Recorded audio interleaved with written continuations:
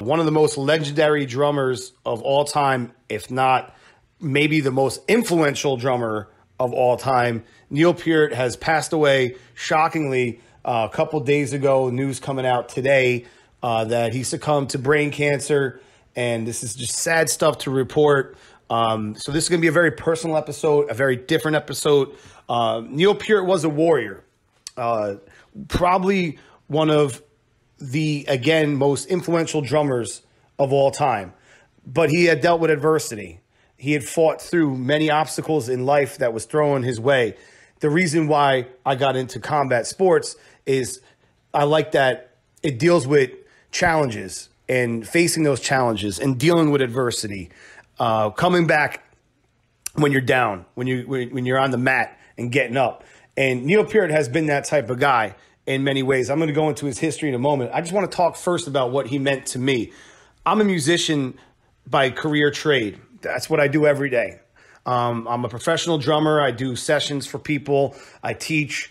I've been an active drummer for over 25 years. I'm now 41. Been playing since my teenage years. I was always into music. I got into Motley Crue and Iron Maiden. And my father was a great jazz and blues guitar player, also did rock and whatnot. And so music was always around me. I tried playing guitar. I wasn't really feeling it at that point in my life. And then I got a copy of a Rush album called A Show of Hands, which was a live record they recorded in 1989. I put it on and I listened to it, and I was blown away. I heard something unlike anything I've ever heard in my entire life. I heard just this intense band with this drumming style that was unlike anything I've ever heard in my entire life. And it immediately made me go ask my father to buy me a drum set. He did that Christmas, and I never looked back, and I played forever. I bought every single Rush record, okay, thereafter. I went to the mall. Every time I had an additional 10 to 20 bucks, I bought these records. And I bought them out of chronological order because there was no internet back then, so I couldn't really do much research on Rush and find out what was available. So I just randomly would go to a store, a record store at the time, and get a compact disc or whatever, and you would just see an album. I would see an album I didn't have and be like, wow, this is exciting. I want to buy this record and go home and listen to it. And if you guys don't know Rush, they're very eclectic in terms of style. They went through many different decades, and therefore you get different versions of them, but they were always just so technically masterful at what they did from day one. You listen to their first album in 74. Neil Peart joins the band in 75. And the same members that had been there since 1975, releasing album after album, tour after tour. And they always just sounded great. There was never a point where they just, all of a sudden you're like, wow, Rush is getting good. They were always good. And that's what was crazy about this band and so unique, in particular with Neil Peart.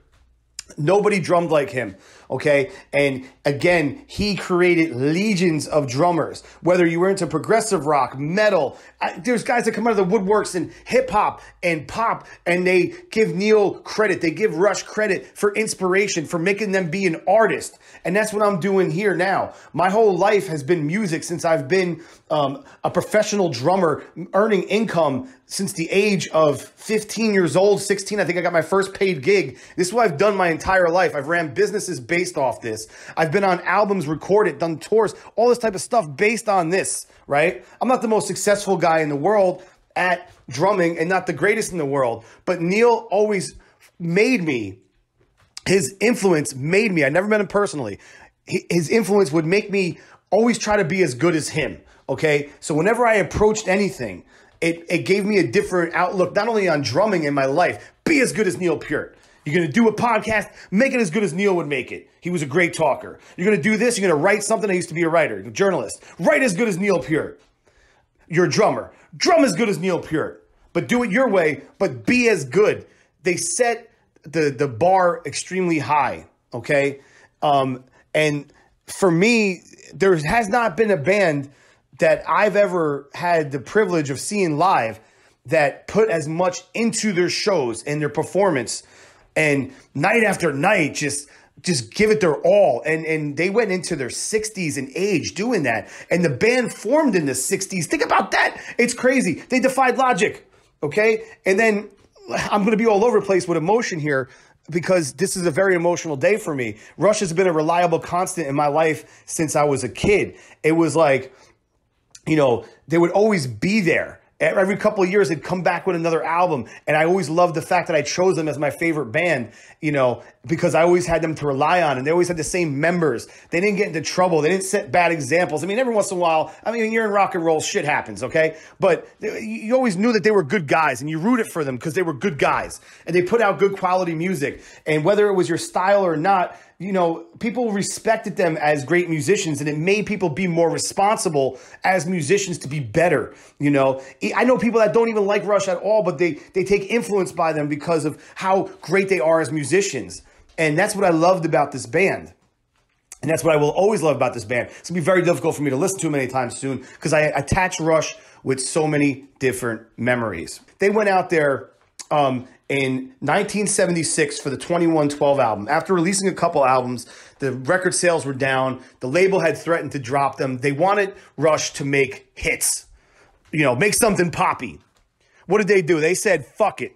They got together in a room, and the three of them decided to write a 20-minute long song about a space battle about rock and roll and guitar playing, which would take up side A of an entire album. What? And they did this knowing or thinking that they were going to get dropped. This is, you know, I'm getting choked up thinking about it. This is someone taking it to the man and not selling out. So they were going to go back to being plumbers or whatever they were, you know, did as a career. They were willing to give up, you know, a potential record deal, right? And said, hey, fuck this. We're going to make the album we want to make and go out with a bang. What they did is they revolutionized music forever. This was the real birth of progressive hard rock / metal, okay? The fury that is on this track, the playing, right when it starts off, you could hear them in their instruments saying, fuck you. We are going to do what we want to do. This is who we are. And we believe in ourselves. That's fighting. That was what that band meant to me. And that's what that man meant to me, Neil. I could go on about this album more because for me, it changed music forever. Hard rock, which would be the dawn of also prog rock, real prog rock. Like I'm talking like, you know, epic, like bands of such as Dream Theater type shit. Now there was progressive rock at that point. Yes. And Genesis. I get all that. I'm a big music guy. I understand that. But Rush did it in a different way.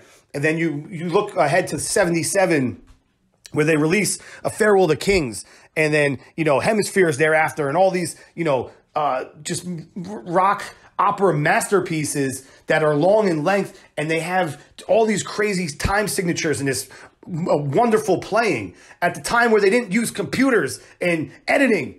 What? It's just insane to think about, you know? And then it gave birth to bands like Metallica and all these other bands that came out, and this was a little bit heavier, right? But it was along those lines. It gave birth to that in your face up front, you know, almost showboaty but classy way to play music. It wasn't with Rush. It wasn't like, hey, look at us. Look what we could do. Look how, you know, watch what we could do with this instrument here. That's what they wanted to write and create. And they just were really good at playing and being awesome at it, you know? So that to me is amazing. You're not going to ever hear a story about that nowadays. Think about this. 3 guys from Canada, okay, that come over and they're, you know, making their records and all this type of shit. The label's going to drop them after a little bit of success.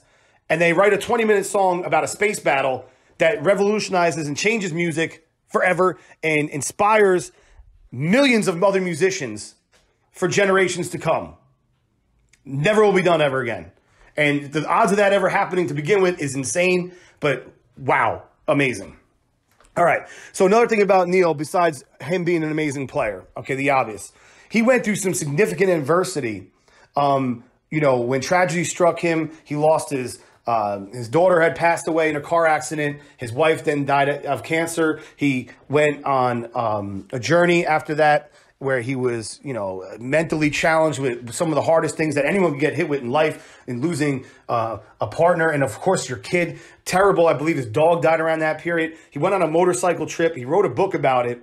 And he said in this book that he wasn't sure he would live beyond, maybe finishing the book. Like, for example, I think he said, the quote was, he was going to die by either accident or design. So he was in a dark place, but he went on his journey and then he figured shit out, got his life back together, ended up remarrying, started making records again with Rush, and then recorded some of his best efforts, especially that in Snakes and Arrows in 2007, and then Clockwork Angels in 2012, I believe it was. Probably one of their best records of all time, okay? So this man dealt with significant adversity. I'm glad that we got him for the years after he went through tragedy, because he gave us some great stuff, and he was a great man, and I'm glad he was able to enjoy a life where he was able to continue after and seek happiness in getting remarried and giving birth to another kid, which I think was great, that he was able to establish a family and then go back and tour and all this type of stuff. Another thing about Neil, what I loved was his inspirational lyrics. Like, you could fight without ever winning, but never win without a fight. I mean, that's like my life right there, bro. That's like boxing shit. That's like Rocky Balboa shit, and there's so many other countless phrases and quotes. So if you guys are not Rush fans, I strongly encourage you, please, just go on the internet, look him up, look at Neil Peart drum solo. He got a Grammy nomination for a drum solo. Okay, now I take a long pause after that. That's incredible. I cannot speak, highly enough of how influential he was to me and so many others I know. And I wouldn't have met some of my best friends in life, if it wasn't for Rush. Other musicians, because we had that special bond. And this was a devastating blow because it came out of nowhere. Rush has always been a very private band, and they kept this very quiet. And I think that's great they were able to do that. Out of respect for him and his family, and it would have been huge news. It's been huge news all day on television, on the internet. And, it's just, I had to vent. This is helping me cope with it because even though I didn't know him personally, like I said, this band has always been a huge part of my life and has always been something I looked forward to every so often, them come out of, a hiatus and go on tour, make a record. Now, I know that they were officially retired, but it was always nice knowing that they were out there somewhere. And, it's just really sad that this icon, this legend, this absolute legend of drumming is no longer with us. He joins, in my opinion, Gene Krupa, Buddy Rich, Keith Moon, John Bottom in, what I believe is like the Mount Rushmore of drum gods, okay? They have this unique style. They pass the torch after torch, and Neil was certainly the champion, in my opinion. Just again the way he influenced people and how much success he was able to have, not only financially, but just, with everything he did with his life from drumming, an author, he wrote books, just really helped people, with his books and his words of encouragement with his lyrics and his always defiant, but, respectful and classy way to say, hey man, you got a problem. There's a way to fix it. The get up, you son of a bitch, because Mickey loves you type shit. That was Neil, and he played his drums like that, like a warrior, like a champion. He lived his life like that, and he definitely was a man of his words. He lived by what he wrote down on paper, because he was the lyricist of Rush, and it's certainly, you could see it, what little I know about his life, but what he explained about himself in books and what other people have said about him, it seems like he definitely preached what he wrote down and the words he had said. If you listen to a song called The Garden, which is the last track, ironically, on Rush's last album they released, and the Clockwork Angels, it's called The Garden. It's a slower song. The lyrics are wonderful. There's a message to that, in that song, I should say, to the listener. And the message is very strong. It's about taking care of your possessions, the people you love, guard them, protect them, fight for them. It's very powerful stuff. And there could not be a more fitting way for Rush's last song to ever appear on a record. I felt like that when I heard it. When I listen to it next, I'm probably going to cry. But this was just a very powerful message. And that sums up Rush and Neil Peart very, very well. Thank you for listening to this very different show. I'm going to come back Sunday and review the boxing weekend that's about to pop off now. I'm going to be watching the fights. The next episode will be a little bit more upbeat, hopefully, And I appreciate you guys listening to my rant and me coping with the loss of Neil Peart. Rest in peace, Drum Champion.